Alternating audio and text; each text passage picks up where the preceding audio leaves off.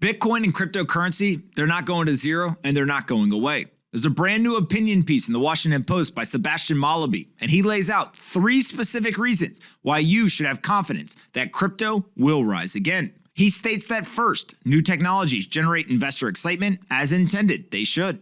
But precisely because the tech is new, investors cannot gauge how much excitement is warranted, and of course, booms and busts inevitably follow. The second point that Sebastian makes is that these boom and bust cycles can't tell you much about whether a technology will triumph.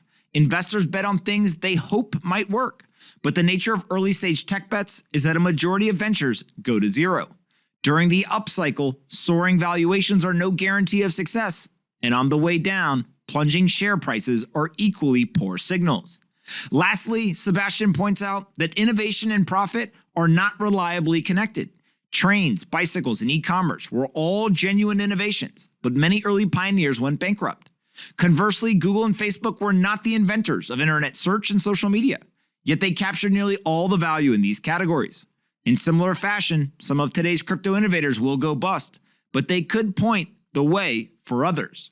Now, I think Sebastian's got a great point here, that innovation is obviously happening, whether it's in Bitcoin or other sectors of the crypto industry. But what we do have to still wonder is who will capture the value? Where will the profits flow?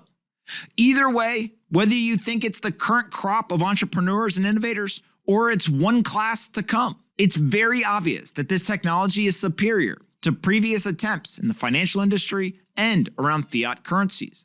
And so the idea that it's going away, that it's going to zero as an industry, is just absurd. Bitcoin and cryptocurrencies, they're here to stay. There's over 150 million people who have adopted the technology. They're not going to give it up. And so ultimately, as investors, the challenge is to navigate the future markets, trying to find out not just who the innovators are, not just who's actually building products that people find valuable, but trying to understand where value will accrue and where those profits will flow. As Sebastian so eloquently pointed out, if you go back and you look at history, over and over and over again, innovative areas have boom and bust cycles. We've seen this play out over and over again in the Bitcoin ecosystem as well. And this time is probably not different. It's likely to recover. And so being able to be a long-term thinker, not get caught up in the short-term price volatility, is a superpower when you're dealing with innovative areas with high volatility to the prices that are associated with it. Sebastian nails it. Bitcoin and crypto will rise again. It's just a question of who's going to be around, who's going to have done the work in the bear market to actually capture that value, and where will investors have made their bets. Time will tell who's making good decisions right now and who is not.